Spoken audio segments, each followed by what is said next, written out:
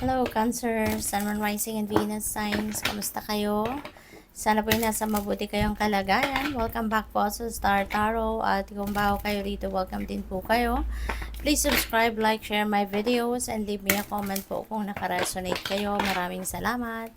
First message ninyo is for general life, and we have the Hanged Man. Ayan. So, stagnant energy si Hanged Man, kaya maaari na ang iba sa inyo dito may pause, no? Magkakaroon ng pagtigil, paghinto, pagpapahinga muna sa kung ano man ang inyong mga pinagkakaabalahan, ano?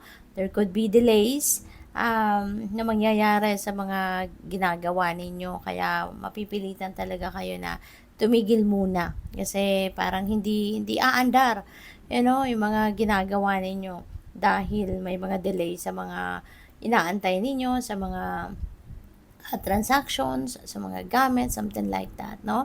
Kaya pa pwede na muna kayo, stay put, no? Stay put lang muna kayo. At possible din na ang iba sa inyo rito, kailangan talaga na magpahinga muna, no? Maaari na pagod na din kayo, physically, mentally, emotionally, stressed out na. Kaya this could also be the way, no, of the universe to give you an opportunity to have time for yourself, no, na makapagpahinga kayo muna, makapag-replenish muna kayo ng lost energy ninyo, no? So possible din na ang iba sa inyo parang hindi rin muna kayo magtatrabaho, hindi rin muna kayo uusad, no, sa mga ginagawa ninyo kasi baka meron din kayo nararamdaman dissatisfaction sa mga nangyayari. Kaya parang gusto mo na muna na magpahinga, mag-step back muna, no, sa kung ano man ang inyong mga ginagawa. So pagdating sa inyong money, career, and finances, we have Knight of Pentacles. Ayan. So maaari na sa ngayon, there are offers na pwedeng dumating, offers na pwede ninyong pagkaperahan, offers na maaring related, no, sa bagong trabaho or additional na magiging trabaho ninyo or panibagong business or career opportunity, no, yung pwedeng dumating din sa inyo, Cancer. So you're going to do more hard work, 'di ba? Magsisipag, magtsatsaga ka pa rito at talagang kayo, eye on the prize.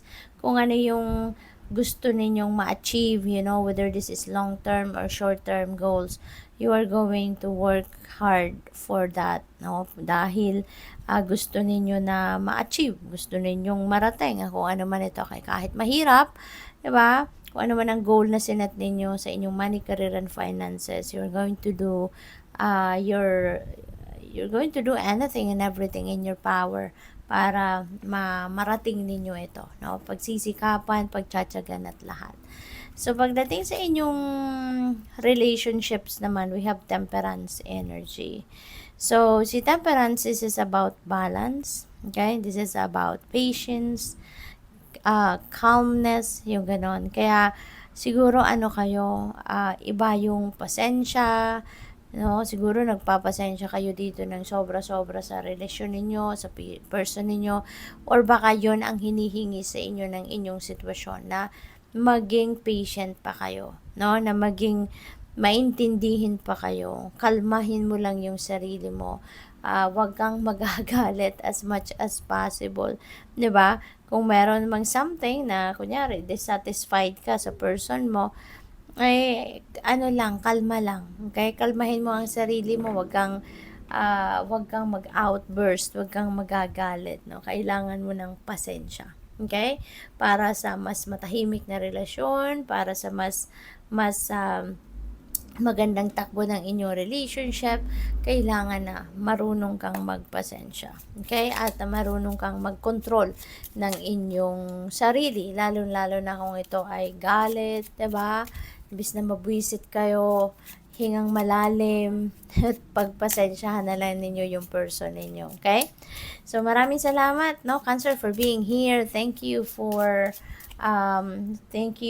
your support, no, sa aking channel. At sa mga hindi nag-skip ng ads, maraming salamat din po. At sa mga nagpapadala ng donasyon, maraming salamat din. And bukas na rin po yung ating memberships, no? Yung channel membership. Kaya kung interesado po kayo, please check it out. Okay?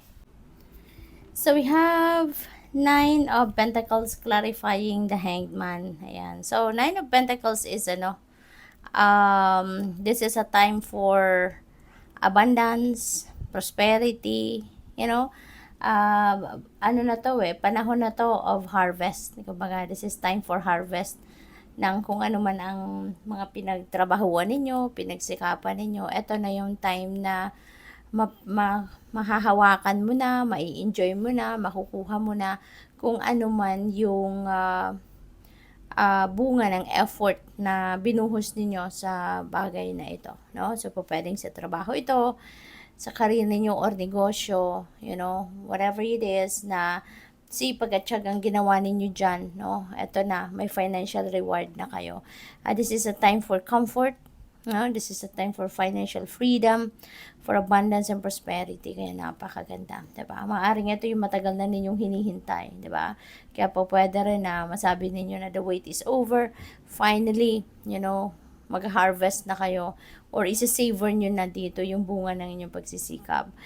With the Knight of Pentacles, we have the Sun. So, napakaganda nito kasi si Sun energy is a very optimistic energy, no? Very successful energy din siya.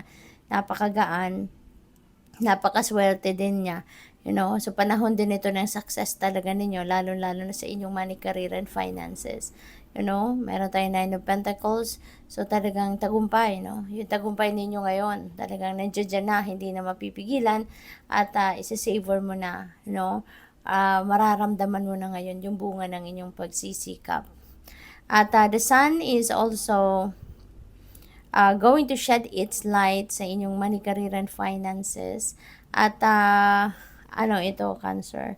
This is the time that you are definitely going to experience kaluwagan sa pera, 'di ba? Magiging masaya ka, maaring meron na ditong contentment, sense of fulfillment, 'di ba? Kasi kumbaga lahat ng maaari, lahat ng mga gusto ninyo na mangyari sa buhay ninyo sa specific area na 'yan ay pwede, no, na nangyayari or mangyayari na. So, posible 'yon.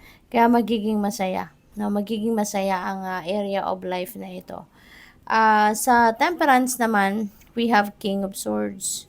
Ayan. So, baka ang iba sa inyo rito, kayo talaga yung yung nagdadala ng relationship, no? Maaaring kayo yung tumatayong padre de pamilya, kayo din yung talagang sinusunod, no, ng person ninyo. Maybe your person has a very high respect on you, yung ganon, no, kung ano yung sabihin mo, talagang nakikinig siya, 'di ba? Kino-consider niya, naniniwala siya. Yung ganon. So you have a very strong influence siguro on your person, no? Pwedeng ganon. Kasi pwede rin na baliktad, no? Baliktad ang sitwasyon, no? Depende sa inyong kalagayan. Pwede rin na kayo, no? Kayo yung tawag dito, kayo yung siguro nagsasabi talaga, no, ng kung ano man ang dapat na gawin, 'di ba? Maaari. Kasi pwedeng ito pwedeng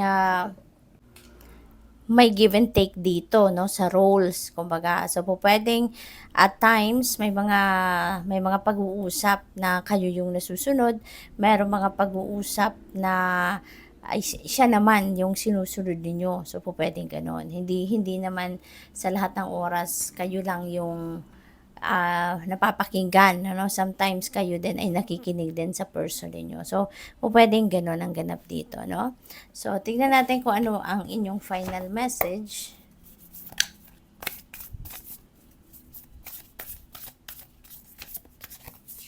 We have blessings. Wow, napakaganda. At ang blessings na to could be in various areas of life.